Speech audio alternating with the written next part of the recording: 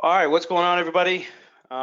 This is Sang Lucci here, coming back with another webinar before we gear up to do the master course. Now, again, the master course is taking place November 5th. That's when it starts. We got a couple spots left for the discount. I'll go ahead and throw that link there for you guys in the description. But Today we're going to talk about basically my strategy. You know, the way that I work, what I look for, and why I believe there's there's a good amount of edge in it. First thing I want to show you guys is the loss I took today, just to keep it real here. So you guys can see in the corner here, I'm down about 50 racks on. Let's see what killed me. This killed me right here. And I actually sized down on this. I had 70 contracts here, and if I had if I kept the 70, good lord, I'd have been down significantly right here. But I actually booked a lot of it. I should have booked all of it. And you can see what's happening right now. Amazon just squeezed like crazy towards the end of the day. I was gone even too. I didn't think it was going to squeeze like crazy. Plus, I have a ton of spreads even farther than that. So if you notice, I wrote the 1730s, I wrote the 1700s too, and now I'm even down on some of those. The 1700s closed out pretty aggressively here. If you take a look at the chart of some of these options, it's pretty crazy. Anyways, I show this, just to show you guys, basically you really got to move. You got to move. You got to be aggressive here. If you're putting positions on, you got to stick and move. And I'm going to show you basically how I'm able to do it on a daily basis with size. Obviously, you're not going to be right every time. Sometimes you're going to make mistakes. Sometimes you're not even going to be there to adjust, and make things happen. Take a look at this account. This is one particular account I'm trading. This was from the start of October. And this is to the end balance of yesterday. Obviously, this does not include the loss that I'm taking today. So I'll probably be sitting around 930 or some shit like that. Okay. So the beginning of October here, I started with an account of about 200 grand, and I'm closing in here on $1 million. And this is just one particular account that I'm aggressively trading. I've got a couple others here as well, and of course, I've been shorting, pretty aggressively there too. So a really good month, of course, almost an incredible month here. You could call it definitely an unbelievable month.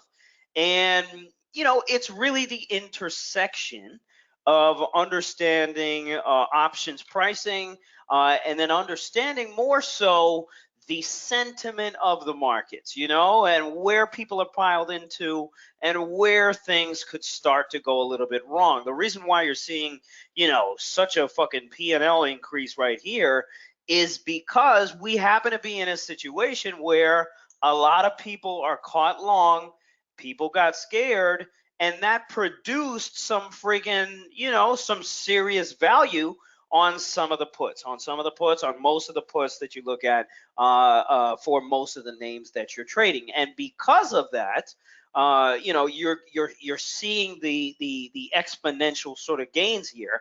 Usually most months, guys, like I might make 50 grand, I might make 20 grand, I might lose 20 grand, I might lose 50 grand. I might make 100K here and there on one trade. Maybe some cool things will happen on a couple different names. Maybe you'll get a fucking crazy TLRY. Maybe you might get a crazy option. Maybe you might get a crazy time to short a TLRY. Because it rocked to the moon or something like that, or maybe a long.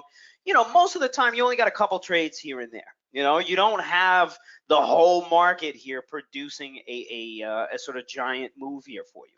Okay. So basically what I want to go into and cover today, and by the way, with the help of you guys, is the intersection here of tape reading and the options, calculations, figuring out where these options are priced, why they're priced the way they are, and then talking a little bit about psychology. And again, all this is stuff that we cover in depth in the course, and I'll go ahead and drop the link there as well. Edison is saying, are you going to send an email for the course on November 5th? You should already have a bunch of emails for it. Go ahead and let us know if you're already enrolled. We'll go ahead and hook you up. Guys, save your questions here towards the end. But I do want some participation here. So first question here I'm going to throw out here is what do you guys currently tape read? How many of you guys actually tape read? How many of you guys actually know what it is? How many of you guys actively look at your level 2? How many of you guys actively look at your time in sales? You know, who are you guys out there? And then if not, what do you use you know, for your analysis? Okay, we got a couple no clues, we got a couple hell no's. Most of you guys here are absolutely no. Couple yeses.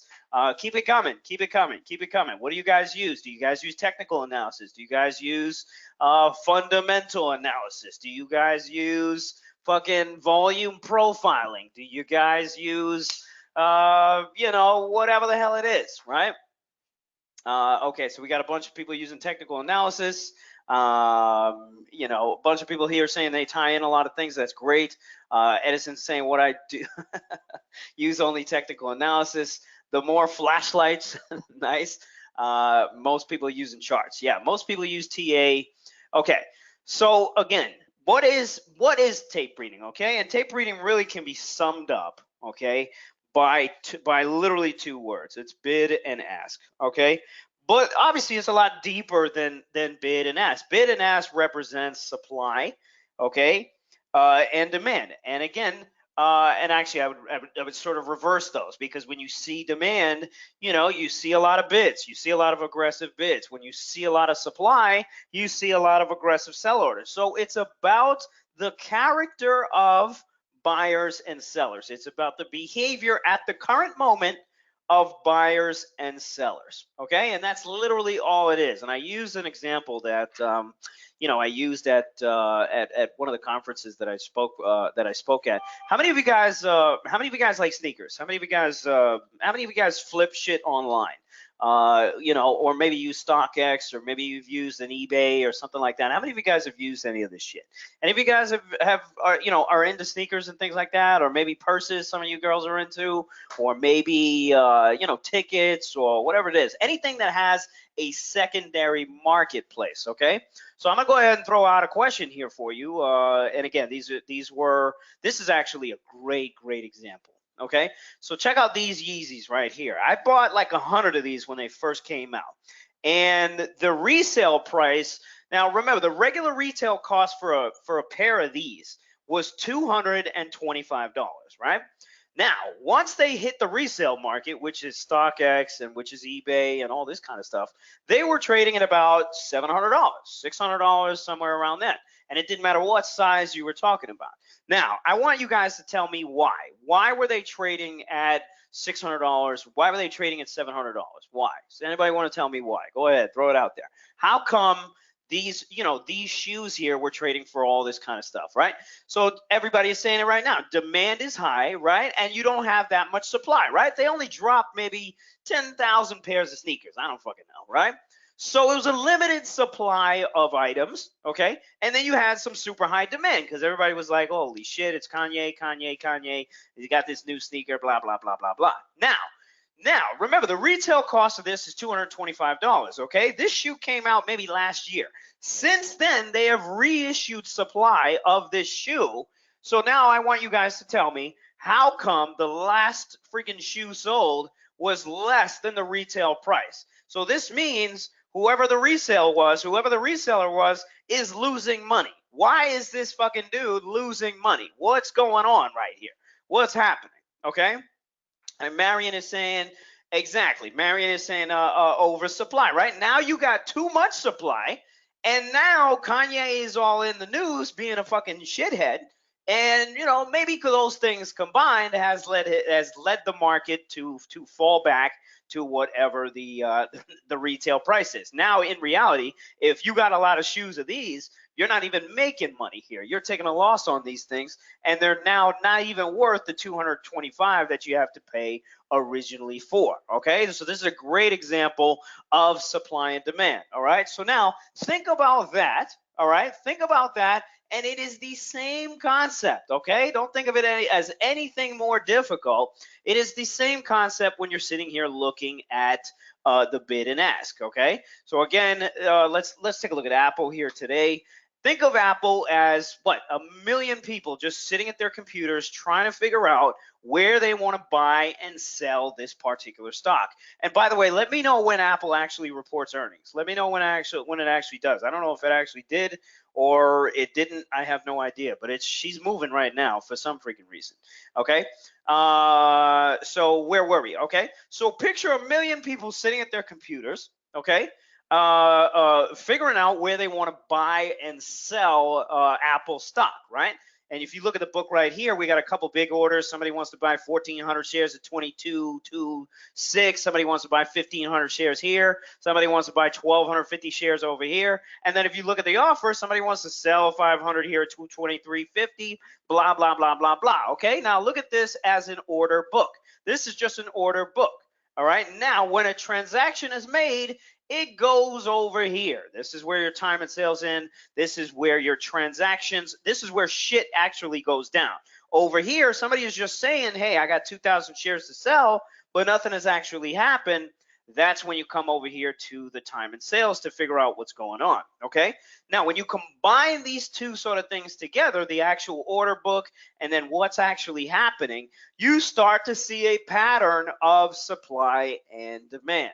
Okay, so obviously today people are really picking up this stock as we're going into earnings. Why do you think so? Okay, why do you think so? Why did Apple move? Really, the market didn't even move. You know what I'm saying? The market didn't even really go that much higher. Why did Apple move up 4 points in the last fucking hour?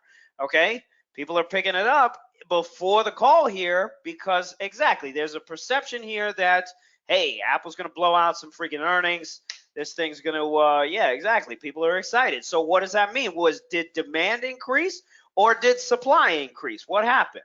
By the way, if this thing tanks to 215, I might even give away a free fucking course. If this thing tanks to 215, guys, I might even give away a free fucking course. Because if it tanks to 215, guys, I'll make all my money back tomorrow. Anyways, it's exactly demand increased as we went into the close. Why? Because hey, people want to buy Apple. Everybody's in the market. They want to buy fucking Apple. SPY's looking a little bit better now. Let's go ahead and buy. Now what is happening? What is happening, right? Earnings call hits, and what is happening? Is demand winning right now, or is supply winning right now? What's happening? What's happening? What's going on right now? What's going on? At this moment in time, okay, at this moment in time, there's a big ass seller in this thing pushing this stock down. We need to see how much size they have left to sell, okay? We need to see if they're coming back with more shares to sell. If so, and they hold this thing down, then people are going to keep continuing to smoke this bid out, and we're going to still see lower prices. Okay, and therefore maybe I can go ahead and queue up a little sell order, short some shares, and buy this thing back at 210. This is what you're gauging every single second, every single minute when you're going ahead and watching a particular stock. Now, let's play some fun. Let's have some fun here. Arthur here is saying Apple beat earnings. Okay, now I want you guys to tell me if it fucking matters if a company beat earnings or not. Does it matter that a company beat earnings or fucking not? Somebody go ahead and tell me. Somebody tell me. Okay? Why not? Okay, no, everybody is saying no. Why not? Why not? Why does it not why does it not matter? All right? Why does it not matter? Okay? We want to look at the outlook. Of course, Marlon here is saying it does matter. Absolutely. You know what I mean? It's both. It depends on your time frame. It depends on, it depends on, it really depends on where, what your time frame is. If you're looking at it from a fundamental perspective, and if you're looking at it like, let's say, a Tesla, which everybody just beat the shit out of because the guy goes on Joe Rogan and starts smoking fucking weed, and then all of a sudden the earnings come out and says, hey, we're good. We deliver the most fucking we deliver the most freaking cars ever. And now this guy came out and said, hey, I'm buying $10 million worth of my own shares, and I'm buying another $20 million on top of that. Okay, so from looking at it from that perspective, absolutely, okay, it does matter. But however, when you're looking at an actual earnings call and you're trying to figure out like, hey, I want to go long this thing or not, in reality, we're at a time and place where even if Apple did beat earnings, what does the expectation look like? What is the perception of the overall market? And this is what I'm going to get into a point about how I made all this friggin' money in October. And in reality, what I made in October was piddly in comparison to what it could have been had I held all these shorts from the top when I had them. I was short everything from literally right here, 287, 287 and a half on SPY. And we went all the way to fucking 260 right here, which is absolutely insane. However, but this is going to lead me into my next argument here, okay? So when we go back to Apple and we're talking about supply and demand, all right, at this point in time, now that everybody saw the reaction, what do you think now is going to happen from, let's say you guys are long. Let's say you guys are long going into this shit, right? Now you look at the reaction. You look at the reaction, right? What are you going to do tomorrow morning? Let's say the stock opens up at 210, right? Let's say the stock opens up at 210. If you're long this stock overnight, let's say you're long options, you're long calls, whatever, what are you going to do? What are you going to do tomorrow at 9 fucking 30? What are you going to do? What are you going to do? What are you going to do? Right? You're going to fucking panic, right? Your calls are going to be worth fucking nothing. They're going to be worth nothing, or you're going to pray. Exactly. You're going to pray and you're going to hope your calls come back. Now, all of these create decision making, okay? They create demand, they create supply. And this is what I pay attention. This is the only thing that I pay attention to. I pay attention to where people are too long or to where people are too short or whatever those situations are, because at those points, there's going to be a huge fucking correction. Why? Because everybody is on the same side. Everybody is on the same side of the trade, and they have to do the same thing. Look at this. By the way, coming down, look at the size here at 211. So somebody's here bid this thing. Somebody is here buying this thing. So if you look at the 211, this thing's about to get filled. That thing got filled. So somebody got filled 30,000 shares there at 211. There's another 5,000 here. Somebody's buying all the way down, okay? So this thing might rebound at some point here going into tomorrow. I don't fucking know. Somebody's buying a good amount of shares here. And all it is a battle here between buyers and sellers. Who is winning the battle at that current time frame, and who is big enough to win the battle over a longer time frame? That is it.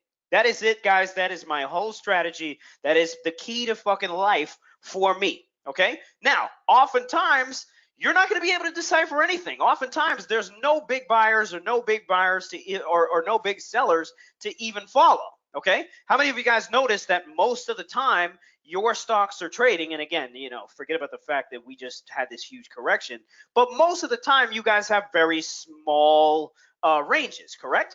How much, you know, how many times does your stock, the stock that you're watching, actually make a significant move? Okay, and we're all sitting here trying to figure out where that significant move is going to take place.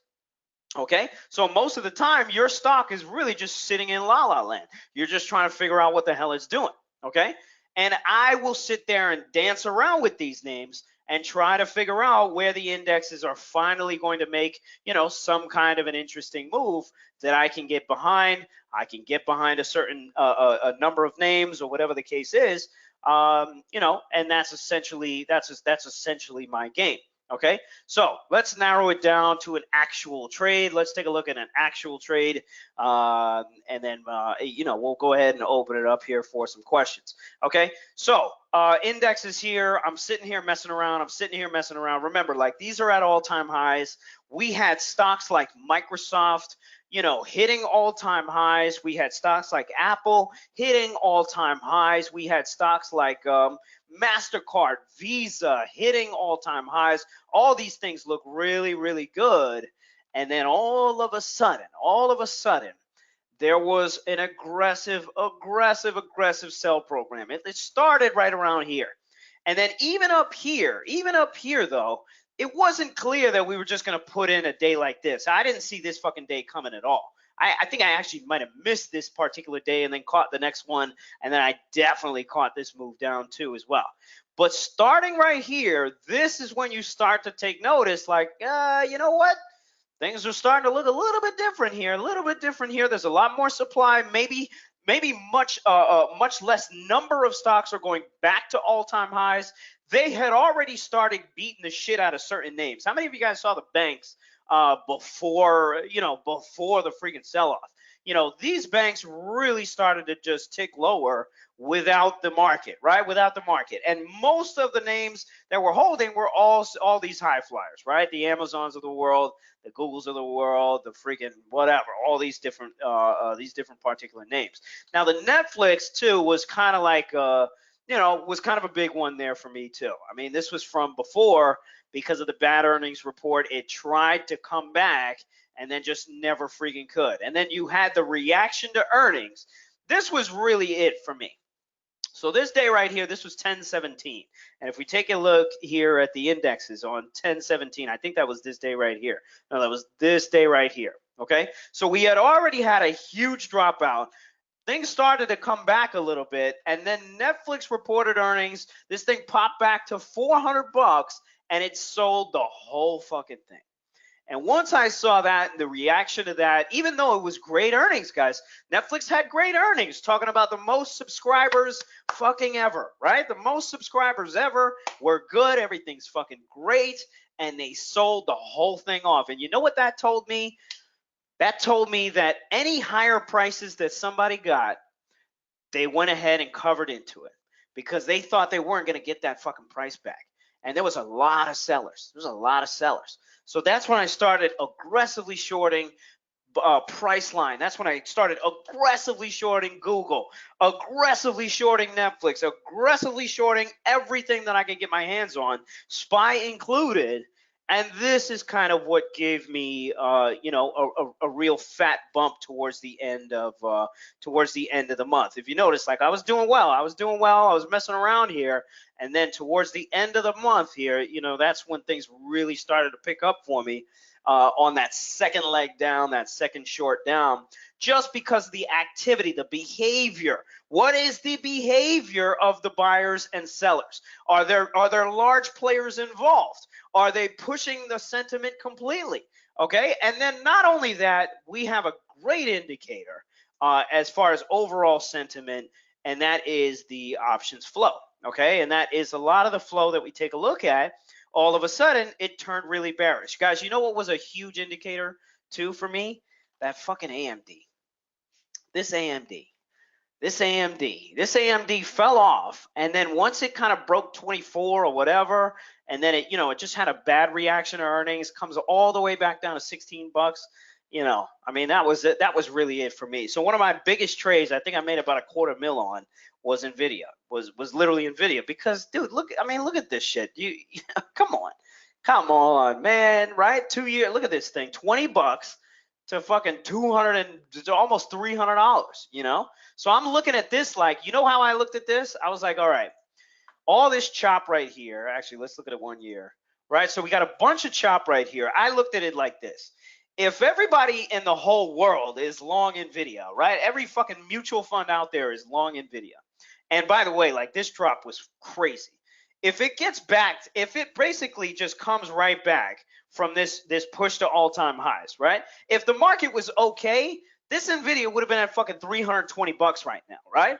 If they sell everybody off down to where we started from, people are going to start panicking. And then, God forbid, we get a move down on the indexes. That's it. Everybody's going to throw in the towel and take their profits for Nvidia, because, again, you're looking at a 5-year chart. I mean, look at this, right? This is crazy. So most mutual funds out there are going to be like, all right, we got to fucking rotate. We got to rotate. We got to move elsewhere for these gains. Maybe we got to move to weed stocks. I don't fucking know. We're not going to get it in Nvidia anymore. So let's go ahead and take our profits. And when you have everybody out there doing the same shit, okay, doing the same shit, what happens to the bid on these stocks? Okay, we're going to bring this back to supply and demand, guys. You tell me, what fucking happens to the bid when everybody out there is a seller? What happens to the bid? What happens to the market makers? What if I'm a market maker and I have to provide liquidity for this fucking NVIDIA and I see all the flow coming in on the sell side, what do you think I'm going to do?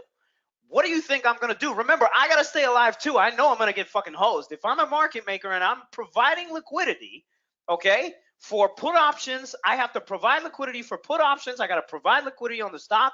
That's my job. That's my duty. What do you think I'm going to do? And I know I'm going to get hosed because I see all the sell orders coming in. What am I going to do? What do you think I'm going to do?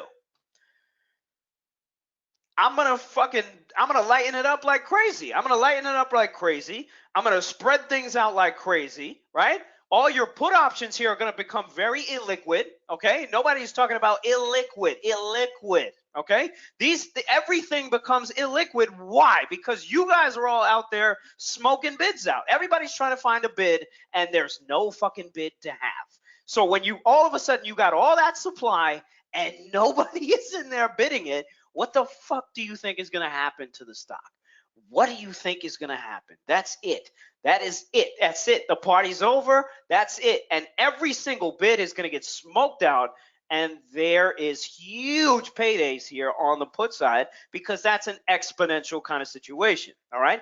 Anything that's panic buying or panic selling, those are going to be exponential situations, when you're taking a look at options. And again, that's why I go to the options. All right. Now, I'm not knocking stock. I'm not knocking stock at all. I'm not knocking if you guys trade stock, if you guys have good size accounts and you're trading stock, you can see similar types of returns if you have that leverage. Okay. If you have solid leverage trading stocks. But where else? Okay. Where else am I going to be able to do some shit like this? Okay. When there's these large moves that do happen, I can really, really take advantage of them on the options side, okay? And why is that? Options are all about perception, okay? Anybody who tells you differently, again, they got to get smacked around. My course is very, very basic. I make it very simple. I make the pricing of these options extremely, extremely simple.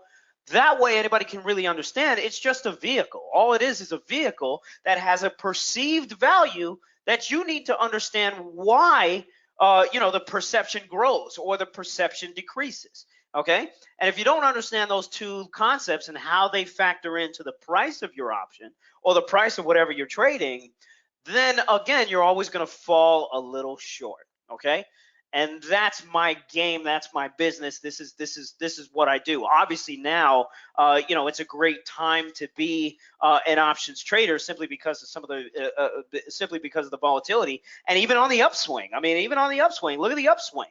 The upswing on some of these names. This NVIDIA, by the way, this shit hit 180 and is back up 30 fucking points just like that. I mean, these moves are insane.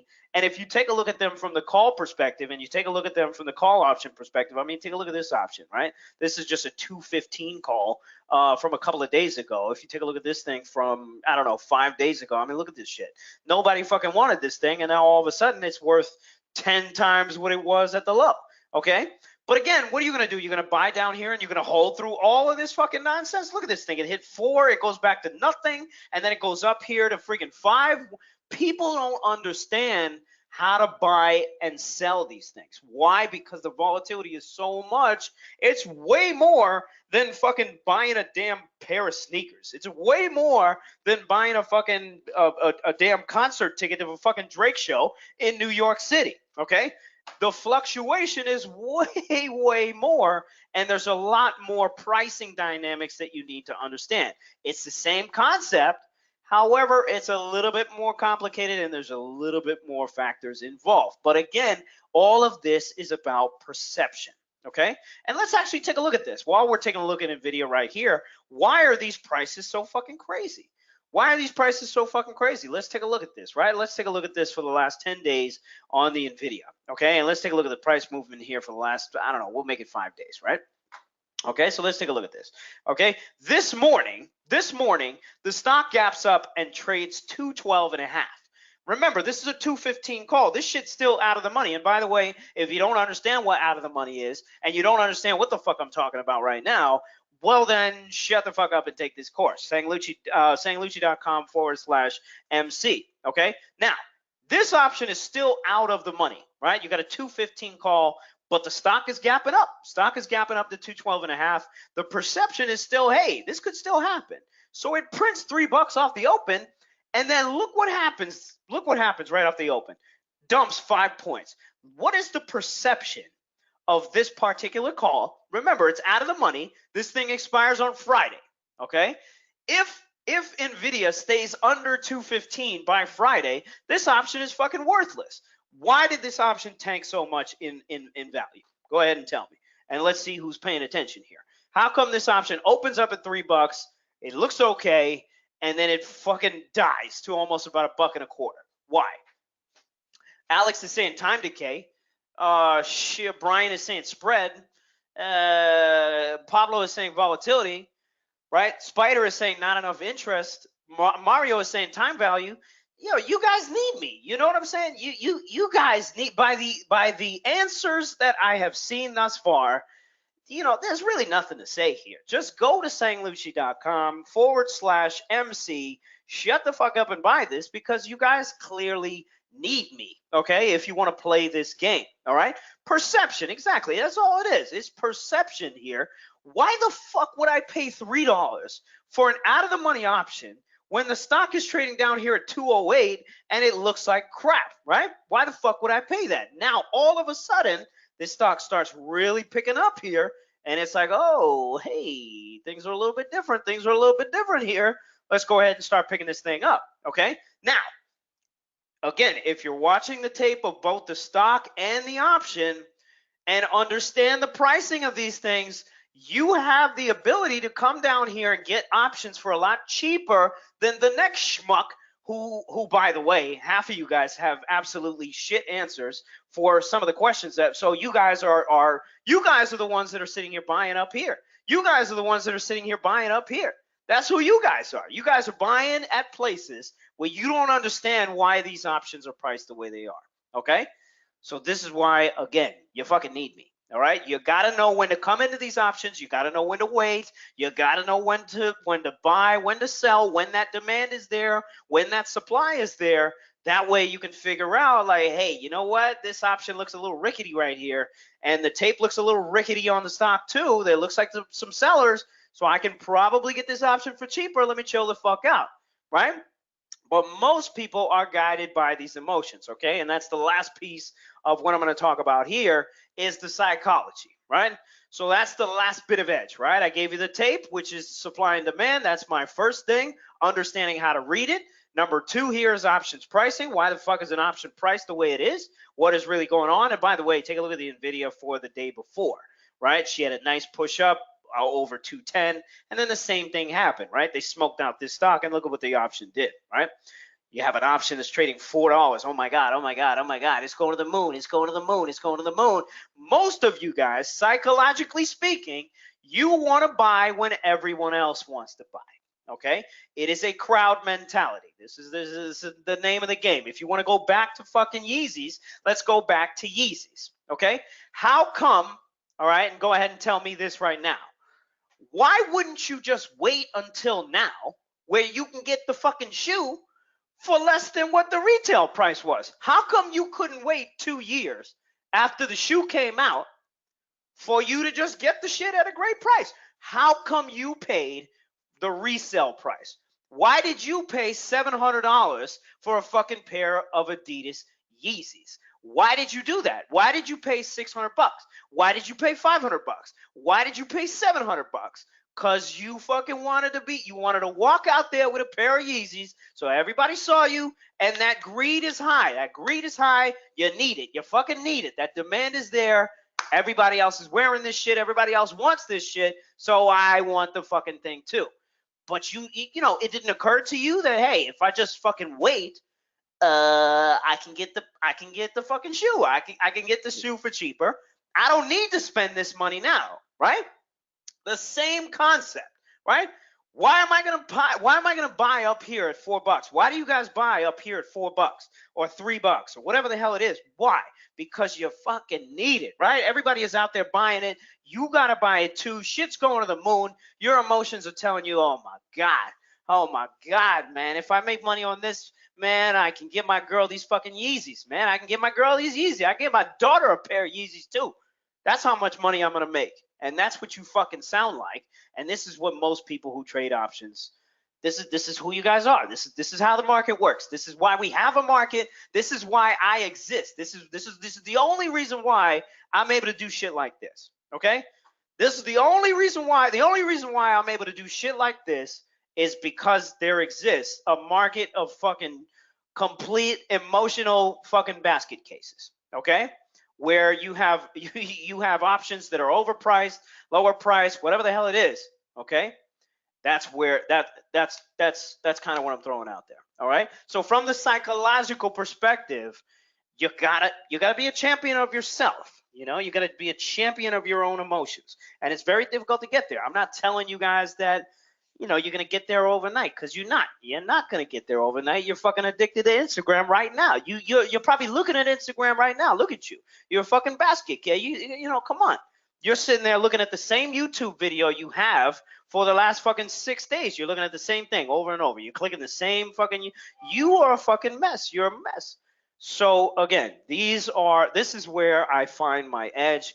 You guys got to find yours too, and I can help you do that if you guys want to. If not, that's up to you. Questions, guys, questions. As far as this P&L. Tomorrow's not looking that bad. Let's see. Where's Amazon at right now? We'll see what happens. We'll see where Apple opens up. If you take a look at Apple right now, and by the way, I do have, if you take a look at this P&L, I do have 40 lots short on Apple. So this actually could work out well. This is a December 200 put. And by the way, okay, if Apple had a shit reaction to earnings, take a look at this. Take a look at this bad boy right now. This is the only stock they haven't smoked out. This is the only stock they haven't smoked out. If everybody decides, and it'll probably take down to 208. If this thing prints 208, every single fucking fund out there is gonna go ahead and take profits in Apple, because look at this shit. This is the only stuff. This is the only one left. There's no more. This is the only one left that hasn't fucking done it. And you're talking about 190. You're talking about 190 around 200. You know what I'm saying? And provided, and again, this is, I don't know. I don't know. I don't know shit. Who knows? We got to see if that seller is strong enough. And if it is, everybody's going to disappear on this fucking thing. And you're going to see $200 and you're going to see a break at $200. And this is going to be fucking disgusting. And they'll take the SPY right back down to fucking 267 or whatever the hell it is. All right. But again, who knows? Who knows? Every day your job is to come in there, look at supply and demand, look at the emotions, look at your behaviors, look at the behaviors of everybody else, and try to figure out where your play is. If there's nothing to be had, you sit the fuck there and do nothing. Okay?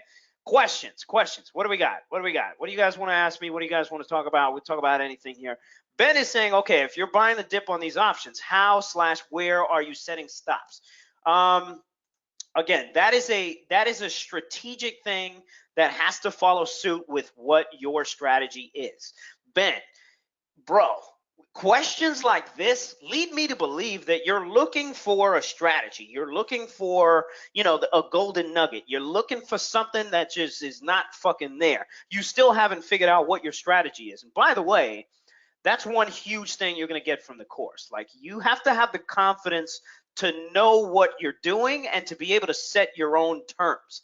Me telling you what fucking stop you should set is going to help you absolutely nothing. It's not even going to help you, bro, because what is the time frame? How much time do you have on your options? Are you day trading some shit? Are you going to swing trade some shit? Are you going to average in? What the hell? Come on, Ben. Come on, Ben. All right, so the real question, Ben, is who the fuck are you, bro? Is who are you, and who do you want to be in trading, and what strategy do you want to have, right? A stop is not gonna fucking save you from your dumbass self, bro. You know what I mean? You got other questions you gotta ask, okay? So I will answer that question by saying that's the wrong fucking question. Mitchell is saying this is fucking hysterical. You need to do stand up. When I'm done making this money, I'll do fucking stand up. Tim is saying some great opportunities tomorrow if they hit Apple. Bro, Tim, bro, Let's get up in the chat room real early tomorrow, man, because if they and by the way, Tim here is a member here of the room. If they open up, like if we come in tomorrow morning, bro, and they got Apple trading at, let's say below 210, dude, I'm gonna trade the shit out of this thing tomorrow. Plus, realize it's Friday. It's Friday. You know what I mean? Friday and Apple options, like I can get size in these things. You know what I mean? I can put 100 grand in with a click of a damn button. You know what I mean? I don't even have to sneak. I don't even have to breathe, and I'll still get my size off. So Tim, let's fucking do it, baby. Let's see. Lee is saying, what's the scoop on private Twitter feed? What's the scoop on the private Twitter feed if you can be in the trade room? I mean, dude, you get access to both. I mean, if you want the room, you get access to their private Twitter feed as well. If you want just the private Twitter feed, yeah, you can do that too. Some people don't want to be in a chat room, and there's nothing wrong with that. Some of you guys don't even need it. Ain't nothing wrong with that. You do whatever the fuck you want to do, bro. Lee, if you want just the Twitter feed, Jesus got that for you. Just go to wallstreetjesus.com and you good. Anyways, what do we got? Alex here is saying, how much of Jesus Flow watch list do you use? It's not about what I use, okay? And again, like if you guys haven't checked out previous webinars here, just go to youtube.com/Sang Lucci, and you'll see a ton of free content here on, shit about that particular topic, how to use the flow, what we actually use. Me, I use it for sentiment, man.